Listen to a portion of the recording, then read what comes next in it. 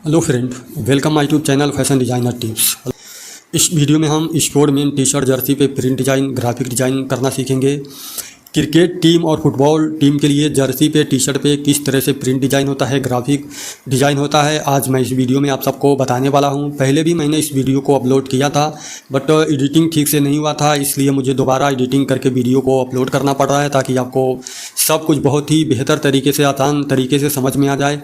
और आप बेहतरीन डिज़ाइन बनाना चाहते हैं तो सबसे पहले आप अपने माइंड को उस डिज़ाइन पे सेट करिए, अपने माइंड को कूल रखिए, फ्रेश रखिए और उस डिज़ाइन को बार बार गौर से देखिए। थोड़ा उस डिज़ाइन को टाइम दीजिए और देखिए कि इस डिज़ाइन पे किस जगह पे क्या होना चाहिए ताकि हमारा डिज़ाइन परफेक्ट बने। तो जो भी फैशन डिज़ाइनर स्टूडेंट हैं उनको हमसे ज़्यादा से ज़्यादा जोड़ने की कोशिश करें। चैनल को सब्सक्राइब करें, फेसबुक पेज को फॉलो करें और वीडियो को ज़्यादा से ज़्यादा शेयर करें। चलिए डिज़ाइन करना शुरू करते हैं।